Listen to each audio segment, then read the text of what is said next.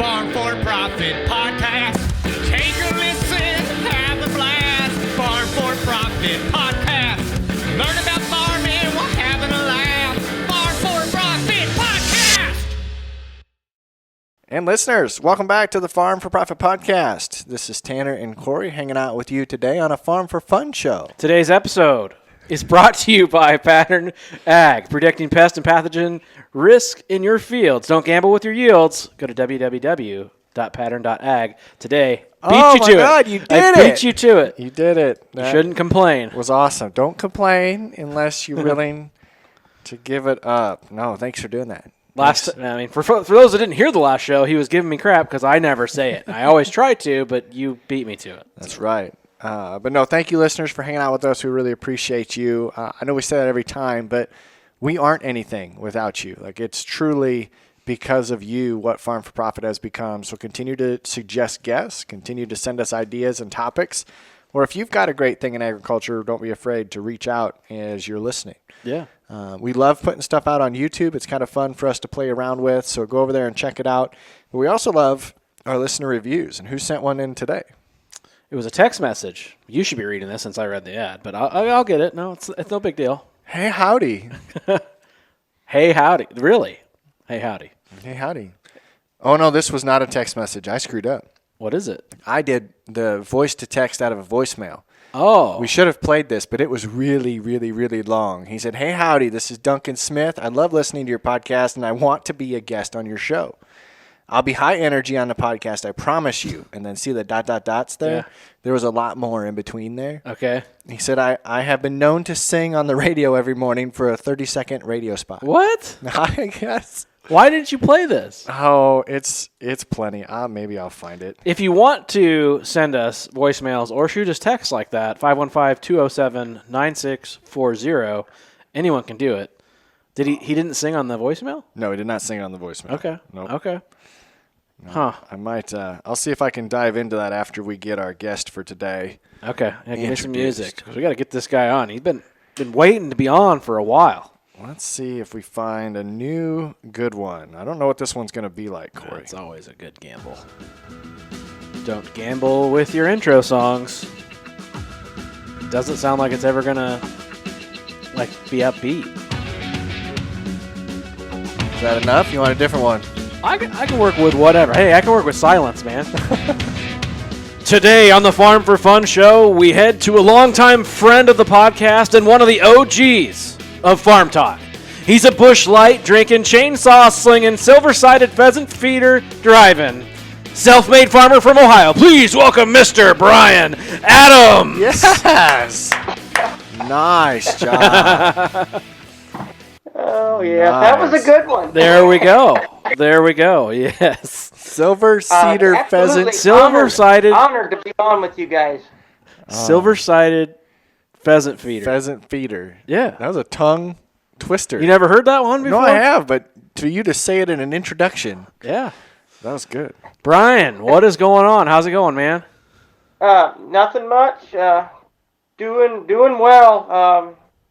Crops are looking good. We're seemingly in pretty good shape. So you're out there on the east coast of the Corn Belt, kind of, or what we would call them. Do you get considered Midwest that far east? I think I'm Midwest. I'm Northwest Ohio. Northwest Ohio. Okay. I can be in Indiana in less than an hour, so I kind of want to say I'm Midwest. Okay. I would say that qualifies. Yeah, we'll let you in. It's not an I state, probably. No, definitely. So crops are looking pretty good out there? I think so, yeah. We had a real dry spell, and things really held together well. I can't believe it, but we're in pretty good shape, in my opinion. We're going to need some more rain, but pretty good shape. Are you guys looking at some really high temperatures next week like we are? I kind of think so. I haven't really looked out that far.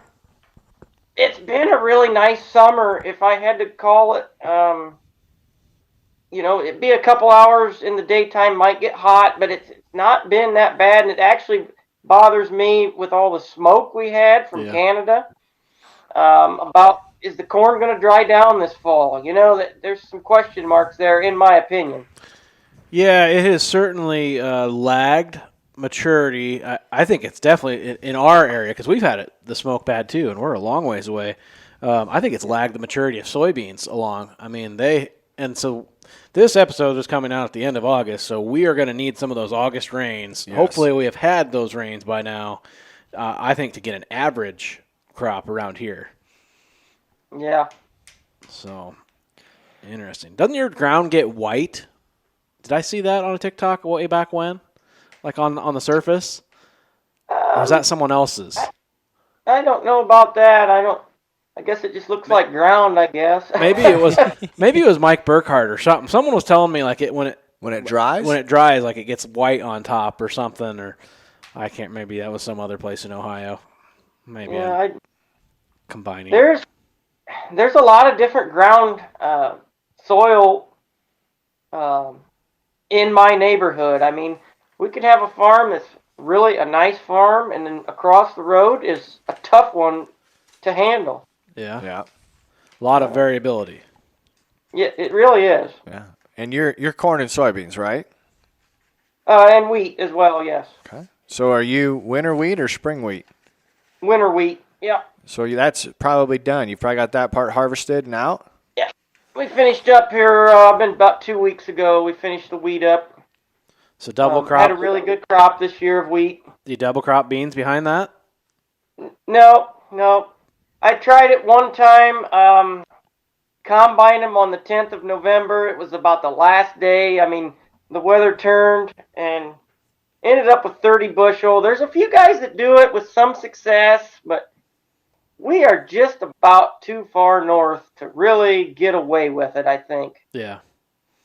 Gotcha. So what happens to that ground then? It just sits fallow the rest of the year? Yeah, you dig it up. You spread. A lot of it gets manure on it. Okay. I'm not going with manure this year. I'm doing some lime. And you dig it up. You know, maybe cover crop for next year. And I don't know. That's just the way we've always done it. Like I said, there's a handful of guys that do double crop, and whether it works or not, I don't know. Like, you about got to have some rain, some August rain to make things work. Right. Yeah, that makes a lot of sense. And then on your operation, is it just you, or do you farm with somebody else? Just me. Solely me. Yeah. Yeah. Gotcha. Yeah, that's where I said self-made farmer. I'm interested in that story, so let's go to that. Like, give us your background. How did you grow up, and what got you into farming? Well, I mean, I grew up in a farming community. Dad worked in a factory. Grandpa was a farmer, but he had retired, and he'd had his farm rented out. And I don't know, it just was very interesting to me as a kid. I knew what kind of tractor all the neighbors had. I knew I could spot different tractors with what they look like, just a visible appearance of them. I could say, oh, that's a 4430, or so on. And I don't know, it's just you know what it is. It's just in your blood, and that's the direction I took. I worked through high school, and after high school, I worked for my cousin. Probably learned a lot there. We kind of broke up. And I went to the turkey farm just about 14 months ago. I retired. I hung up the turkey farm, and I'm full-fledged, just farming on my own right now. Wow. So that was recently that you gave that up. Yep. I've heard that. Yeah, turkey. I was there for 21 years, I think. I worked at the turkey farm. Wow. Whoa. I've heard that turkeys can get kind of mean. Yeah, kinda. We was in the breeding part of it, and you're handling birds all the time. There's a lot of work there, and it was to an extent starting to kind of get to me. I mean, I'm 43, and not trying to say like I'm an old man, but the work was kind of starting to drag me down a little bit. Yep. Yeah, I totally get that. That's right. I stitched that turkey video of him because you got to like suck the semen Oh, out yeah. with a straw, right? Yeah. And I was like, what is stopping that from coming in your mouth? I was at in my younger days. I was catching every day 1,000 hen turkeys for insemination. Now we got more help throughout the years, and at the end there, I was probably catching about 600 a day, 5 days a week. Nice. And that's a job. I mean, they're fighting back sometimes, and How do you know? How do you know when a hen turkey is ready to be bred, or are they just always ready to take? you do it. Yeah, we do it. We do it every bird on that farm gets one shot a week. We had probably 9,000 birds on the laying farm, and in 4 days we shot them. We shot every bird, and now the 5th day of the week we would do an extra quarter of those birds. So in 4 weeks, every bird received 5 shots of semen. Wow. Whoa. I was just doing the math to that. No wonder there was a lot of work. Yeah. I have so many jokes. A shot of semen? We should create a drink and call it that. There probably is one. A shot of semen? Okay, so you're working at the turkey farm. At what point did you start farming on your own? 2004. I started out. It was a share crop deal on a guy. He had 6 acres. He had been mowing it, and what if we just farm it? And we split the difference and share cropped it, and I planted it. And that was 04, I believe. Planted it with a John Deere A and a 13-hole Van Brunt drill. Planted beans that year. 13-hole. No, she didn't even use 13 feet. hole, yeah. 13-hole, was that like a 7.5-inch spacing or? Yes. 13 times 7.5, Tanner. So it's 10 foot. It was a 10-foot drill. Okay. Yeah, I think it was like 8 something maybe, but Yeah. So was that your tractor and your drill? Story I've got on that. I was driving down there to plant that. I still remember that to this day. One of the neighbors, a farming neighbor, stopped me on the road. He said, "Hey, what are you doing? And, well, I'm going to go plant beans, And he said, "You got beans in that drill?" I said, "Yeah." And sure enough, he even had to open the lid like in disbelief, and looked in. But this is the same guy that a year ago passed 80 acres on to me. I mean, he had 80 acres he had been renting from somebody and passed it on to me because he seen I retired from the turkeys and maybe would like to farm some more acres. And I always remember some of these things you just never forget. Yeah. It's impactful. So was that your tractor and your drill then? Yes. So how'd you come across that when you hadn't farmed any acres before? I bought the tractor just to play around with. I think I paid a couple $1,000 for it. And fact of the matter is that drill was my buddy's, I believe. I think I just borrowed that from a buddy of mine. But at any rate, the beans that year come out 63 bushel, and that's some of the better beans I've ever raised. I've had 60s and that, but those are right up there. Yeah. Huh. You should go get that. Go get the old drill out. 13-hole drill out. That's impressive. So you don't have any livestock of your own outside of that working on that turkey farm? No. I've never really got into livestock much. Well, it's probably good for you to not. Well, yeah. He's got enough livestock experience in that. Yeah. He knows probably it's not a great thing. He's done enough, right? So. Yeah, I mean there was talk at one point maybe I would get into some pigs, a contract pig barn, but I never followed through with it. If you think you were starting to feel the effects of the labor at the turkey barn, I would not throw pigs into it because then there goes your knees. Yeah. They can be mean. Yeah. So as you kind of grew your operation up, obviously you started with 6 acres and then expanded your way from then. When did you buy your first combine? I think it was '04. Yeah, I might have had it before '04, but I might have bought it in '03. My first combine. So you had the Yeah, combine? I had it before that. So You had the combine before you had acres to farm? yeah, because that 6 acres was in like a sod type thing. I worked it the year before. The year before I planted it, which, man, that was tough enough putting fuel together to go work up a piece and then for the next year to plant it. right. That was kind of tough if I remember right, but But you had the foresight enough that you knew you needed a combine. for sure, yeah. So what was your first combine? My first self-propelled combine was a Gleaner K. Gleaner K. I don't even know what that looks like. I have to look that up. Imagine it's silver. Yeah, they're just little duffers. Yeah. What do you remember what you paid for that? $800. 800. Well, yeah. Why wouldn't you buy a combine for 800 Right. bucks? Sure. Oh man, look at mean, that. It was right around the corner here, a neighbor of mine. You couldn't even put a tire on that thing for 800 bucks. Now, that's crazy. Do you still have it? No.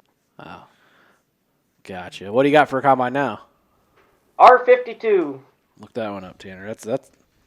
I've seen those around. We got two neighbors that have Gleaners, Oh, that's a fancy one. That looks nice. Yeah. blue glass and all. Sure. What is the story behind the blue glass? I know Tony always I jokes don't know. about I think it was just kind of an AGCO thing in that era. Yep. Because some of the AGCO tractors had the same blue glass in the early '90s there. So you bought your... It looks kind of funny from the outside, but it's not. If you're in the inside, it's not blue. Huh. Oh, that's weird. It must be like a tint or something. Yeah, it's space age stuff, man. Space age. They need to come up with, even if it's not true, to come up with like, it helps you see better at night, or you know, it's like, it gives you high def. Yeah. You don't need your glasses on. I don't know. So you bought your first Gleaner, and then you've always owned Gleaner combines ever since? Yep. And is that just because you have? I'm going to be honest with you. My blood is green. I'm a John Deere man. I could always afford a Gleaner, I guess. I don't know. Right. You got a Gleaner dealer that supports you nearby with parts and all that? We got two different ones. The one looks like it's a little bigger with 2 stores, and they're decent. They're not the best. The best one is a family-owned one I deal with. The mom still works there. The dad has passed away. The daughter is the parts lady. The one son is in the shop. He's the mechanic, and the other son is the salesman. And it's amazing how well this store holds together and works. Really? Wow. And you just don't see that all the time anymore. No. No, that's cool. I think if you had to go get parts for a Gleaner around here, you'd have to go to Ziegler. I think they sell cat. Yeah, I think that'd be the sell. That'd be your big one, and then there used to be, and I don't know if it is anymore, down by Dallas Center. It used to be a mom and pop. Oh yeah. Right outside on the east blacktop side. between. Yep. I mean, they kind of looked like they dealt in a lot of stuff. I mean, there was Right. a lot of equipment out there. Kind of looked like a jockey almost. But I know that they were a dealer too. So you said you're a Deere guy in your blood, so you've got other Deere equipment then to satisfy the itch. Yeah, I've mostly got John Deere tractors. Yeah. Got 3 John Deere tractors now, I guess. Nice. Yeah, I've always been a green guy. Yeah. So would you ever get to the point you actually would get a John Deere combine, or you're stuck with the Gleaners now? I've kicked the idea around as the farm has expanded, and I shouldn't even say this, but I've kicked the idea around of having a John Deere. My next machine, there's a good chance it'll maybe be like a 9560 or maybe a 9660 STS. You know what you need is a 9770. With a Bush Light wrap on it. It might be for sale. I thought you were going to take the Bush Light wrap off. It's supposed to, but maybe we could talk But them for into you, it. it'd be a but for special you. deal. Oh. Oh, that'd look good over there in your neck of the woods. Yeah. I want to be able to push at least a 30-foot header, but I'm probably going to get by this year with what I got, and maybe next year look into something. I just bought a new tractor, a different tractor, so. What'd you get? I ended up with a 4755 John Deere. I've always wanted one of those. Yep. Either that or a Oh, 4955. Yeah, it's an absolute cream puff. 6,500 hours. It's just hard to believe. Now, like I was saying, I came from a John Deere A, started out with a John Deere A, and now I've got this beautiful 4755. It is such a nice tractor. That sounds nice. Yeah. Yeah. So you said you've expanded the farm quite a bit. Are you still in expansion mode? Oh, I would take more on. I don't necessarily want to be a big operator. I don't really want employees per se. I mean, if I can handle it myself, I definitely will. If it's around the corner from me, I definitely will take more ground on. But Right. I'm getting kind of picky about what I take, I suppose. Yep. That makes sense. I know that's always hampered our farm's growth. Is we never wanted to take on employees or anything. Like a lot of people were willing to. It just added another layer of complexity, and For sure. keeping track of someone, and yeah. So Well, you got to keep somebody busy. You know. Yeah.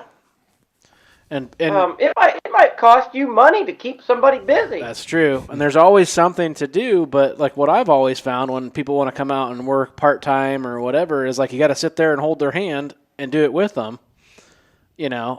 where it's like, well, is that really saving you much, or should you just done it yourself? Yeah. Yeah. The true worth of it is if they can figure out, here's your list, and they can go do it on their own, and you can go be productive elsewhere. Correct. Grain marketing or whatever you do, So it's tough. Yeah. And like I say, I personally don't want to get involved with that. I don't get a lot of help. I got a buddy that helps me some different times. And I got a couple neighbors that are good enough to help me get moved around. Come pick me up here, and that's a blessing in itself, really. The You logistics, just get a ride. the logistics of busy seasons during harvest and planting and spraying is just crazy. I don't know. Did you guys ever see that TikTok? I don't even know what account it was, but they buy like old $600, $700, $800 like Buick LeSabres and old Chevy Impalas and stuff like that, and they just they park them. Oh, really? At different farms. And that's the farm car. They hide the keys somewhere in there, Sure. and they're probably not. You shouldn't go down the interstate with them, but they're good enough to go. Right. And they literally will drive there with a sprayer, start their car, drive back, go get the tender truck, bring it, That's funny. spray out of that place for a while. So That's kind of smart because I've seen all the dirt bike, stands on the front of a tractor or a four-wheeler stand that looks like what you'd put on a bumper hitch for an old motor or an old person's motored vehicle. Yep. Yeah, to try and do that, or the actual tongue on the front of a pickup to pull behind. Yep. Yeah. I use a bicycle some. I'll throw a bicycle in the bed of a truck, ride back home. If it's 2 miles, I'll do the bicycle thing, but you get kind of tired on a bicycle. Oh, well, yeah. You're already working enough. I mean, it's crazy to think that when you sit in a tractor all day and call it work. But at the end of the day, you feel like you just been beat up. And I think it's all the mental stuff that's going on, constantly focusing and all that. Sure. So There's days I come back from the office and I'm just worn out. And I know all I did was sit in a chair. spreadsheets, like you were just showing me before Brian got on here. Yeah, it was all froze up. Makes a guy tired. And it's like, I wonder why, because it's so huge. So many tabs going everywhere. That's right. Brain power. Well, Brian, we always like to play games with our guests. We try to break it off here in the middle. This will be a Bush Light game that we're going to jump into here. We've had some fun playing around with looking where our listeners come from. So we're going to see how well you know your geography. We're going to give you the name of the city where somebody listened, and you can tell us the country and maybe the continent that it sits on. So were you a geography nerd? Nope. It's extremely hard. I would not get one right. We'll do the first one is Salburg. Salburg. That kind of sounds familiar. I'll just take a guess and say Germany. I don't know. You're not too Not far far. off. It's Austria. Yep. Yeah. Yeah, that was pretty good. What about Telangana? Telangana. Telangana. I don't have an answer for that one. I don't know. I want to say the next one. It's in India. Corey is going to say the next one. I'm going to butcher this so much. Hoofenborgarsvedi. Hofu Borgers. Hofu Gors Benvadi. HOEFUDBORGARSVAIDI. I should at least tell you it's somewhat Nordic. I mean, like, Yeah, I think that's over in Ireland, I think. Ooh, you're close. It was Iceland. not really close, but He had one letter wrong. I mean, yeah. There's a lot of talking- letters in the alphabet. I wasn't talking geographically. He had ice and it was iron. How about Minnie Walkin? That sounds American, but I don't know. It is American. It sounds Indian American. It does. It's in North Dakota. North Dakota, okay. What about Oh, well, Edon? EDON. ED. Well, that's in Ohio. There you go. We got an Eden, Ohio. Eden. What about how do you say the next one? Bucyrus? Bucyrus? Bucyrus? Bucyrus. Bucyrus. Bucyrus. Bucyrus. That's in Ohio. There we go. There we go. We got you two of them. Bucyrus. See, we just wanted to know how to say it. Yeah, I don't get out much. That's the thing. I know Ohio. Well, when you got everything you need, why do you need to leave? That's right. Yeah. That's right. So, Brian, what got you into TikTok? I don't know. I would watch the videos. I went a long time without even loading the app, I think. You were one of those. I'd watch videos. I couldn't I couldn't comment. I just watched. Well, finally, I think I had Melissa load the app for me. And was able to like and comment and follow people. And finally just said, I must start trying to make some videos, And I've had a blast. Met some great people through that app. Mm-hmm. Yeah, it's a community is what it is. We get together at like farm shows and things like that, and it's amazing. Sure. It's amazing. Yeah, I met some friends for life with it. We talk to some of them every day. And it's really honestly been a blessing, really. Yep. Yeah, it is, especially when local community in the ag world is maybe a little bit distant due to the competition. Mm-hmm. It's fun to find find people around that share your views, and you don't have to worry about them being your competition. Yeah. I mean, and you get in contact with somebody in different states, and like you say, the competition thing. You can ask somebody a question, get an opinion from somebody. You just can't ask your neighbor. they're gonna maybe use that against you, and you just never know. But Right. Yeah, Right. you're right. I love watching your TikToks too, and I want to know how you got so into chainsaws. I don't know how that is. I love to cut wood. That's like my biggest stress relief is cutting firewood, and I sell firewood and make a little money, a little cash in the wintertime on that. But I love to cut firewood, and it's kind of a job. I mean, how many 18-year-olds can you go find that love to cut firewood today? Right. Not very many. Yeah.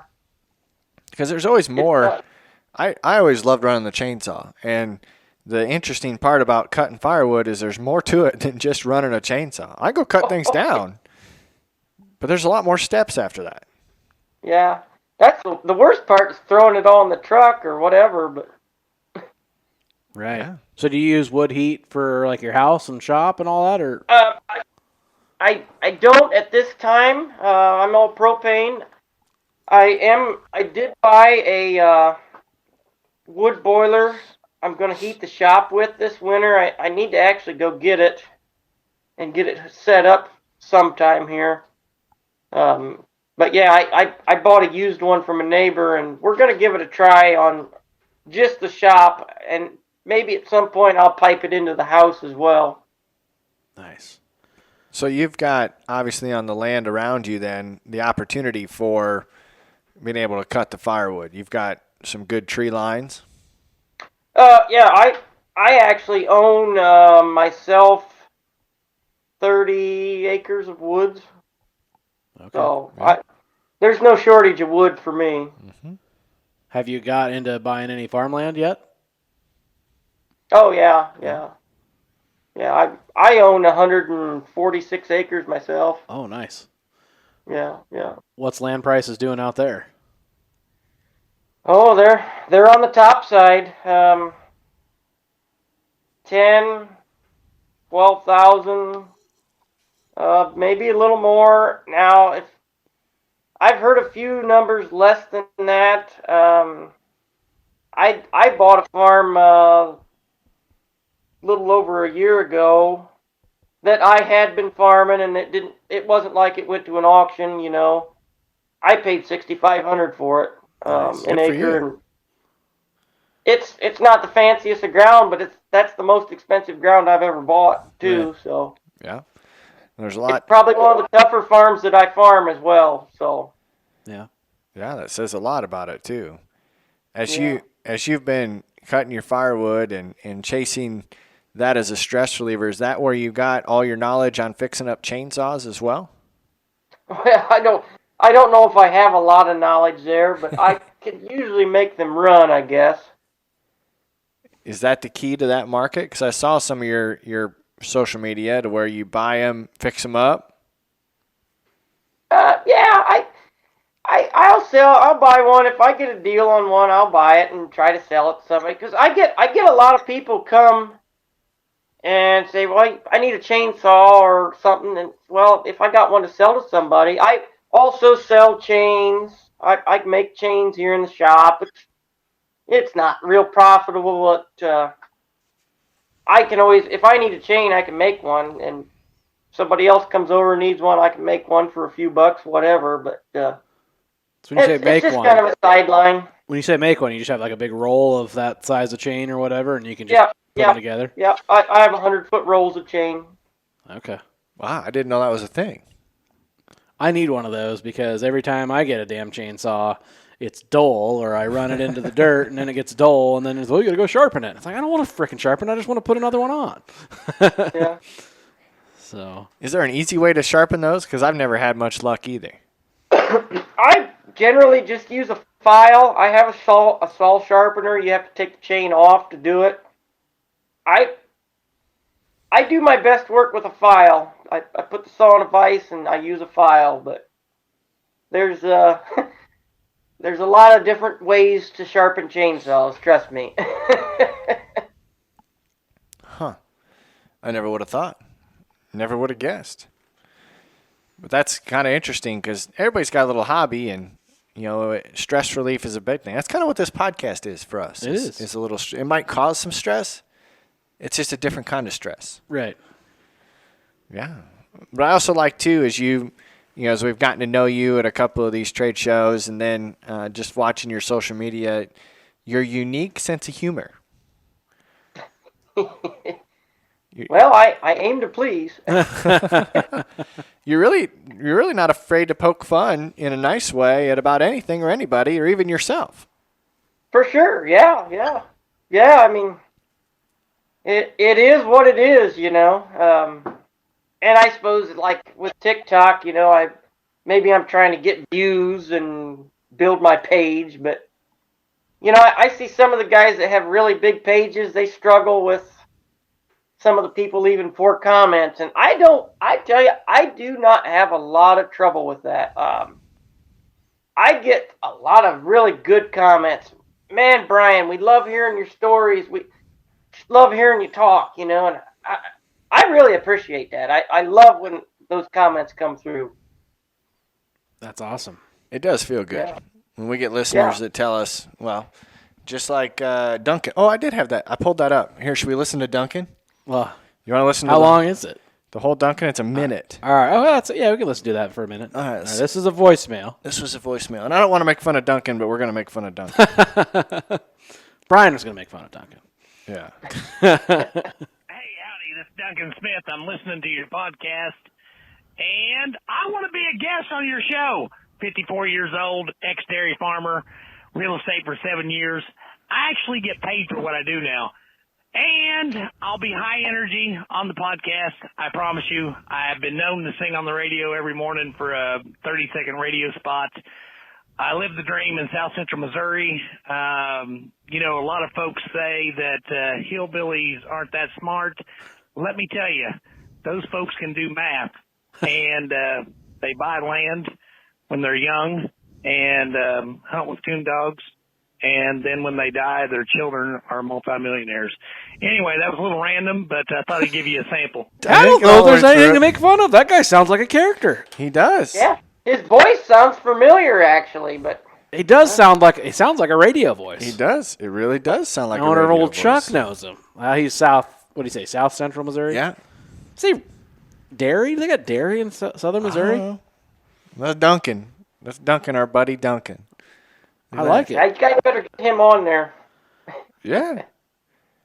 At first, it almost sounded like it was a character. Do you think it's a character? It did sound like a character to begin with, yeah. Like it was an alter ego or something? Could be. It could be. What if it's someone we know? Oh, well, that'd be kind of interesting.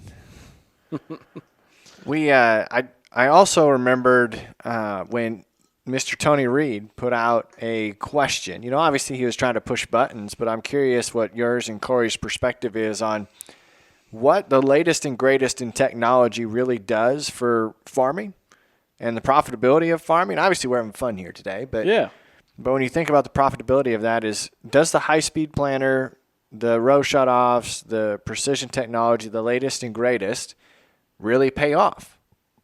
Or are you more profitable, farming with something else? What do you think, Bryan?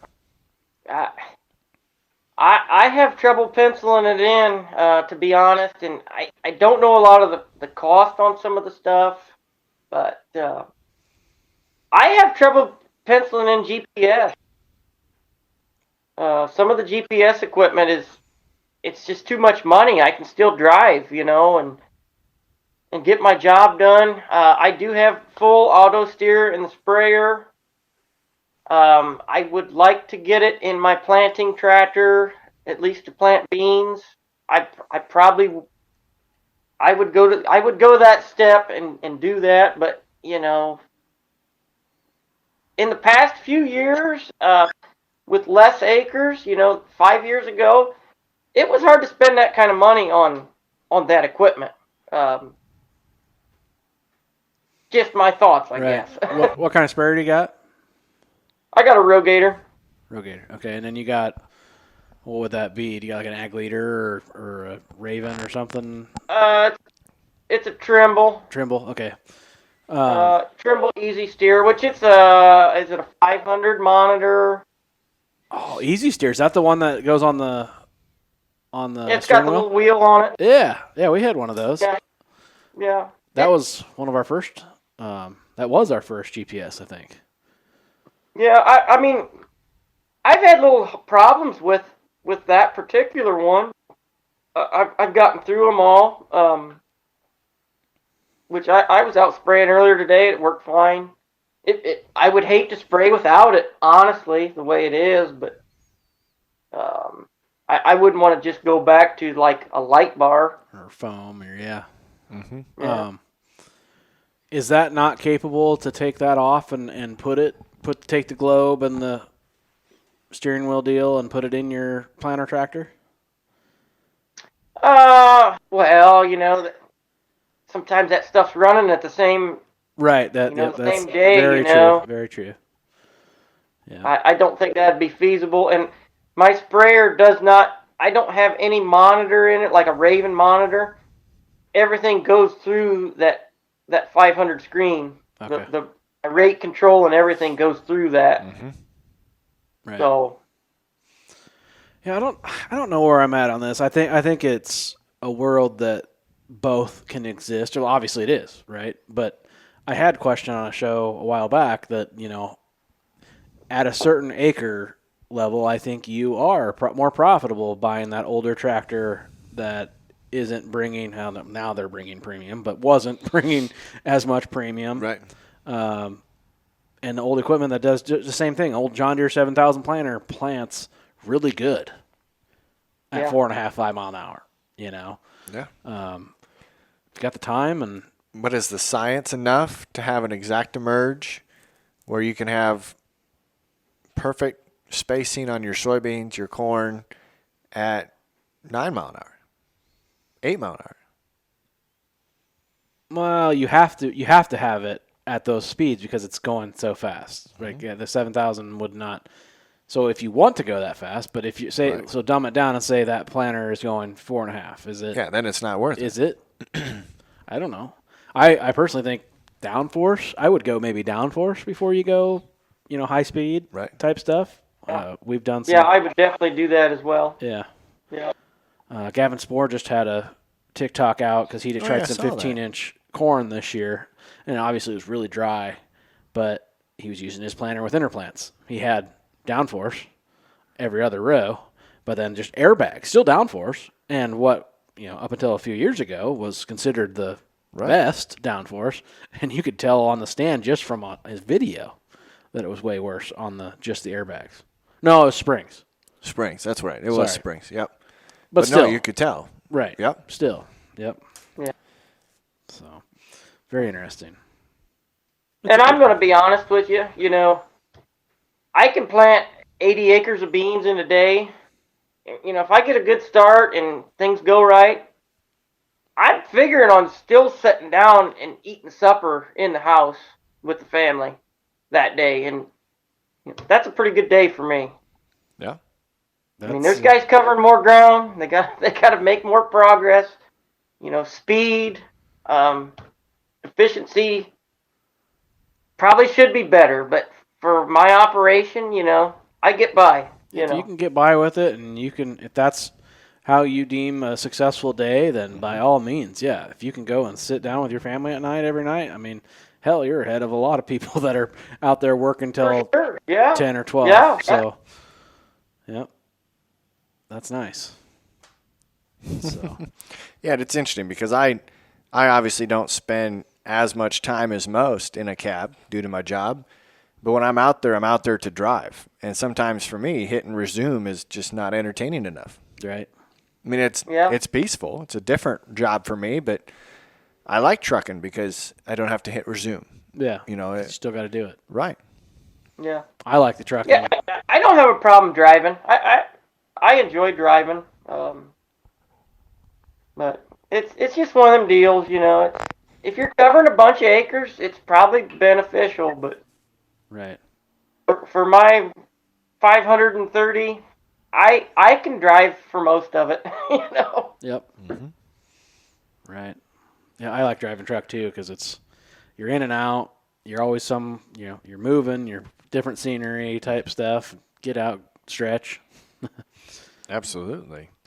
Well, Bryan, what are you looking forward to? I mean, obviously, this is going to come out at the end of August. What are you most looking forward to this fall?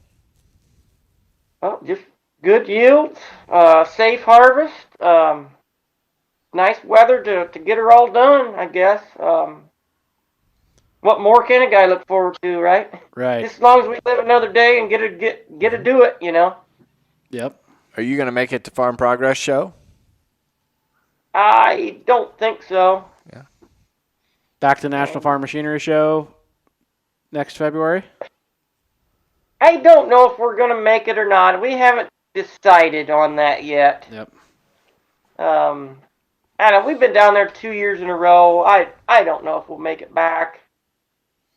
Yep. We honestly like going over to the Fort Wayne Farm Show. It's an hour and a little over an hour away, and it's a really nice show. What time of Fort year is Wayne, that Indiana. one? What's that? What time of year is that one? It's middle January, probably end of January. Nice. Very cool. It's a really nice show. Oh, I like it.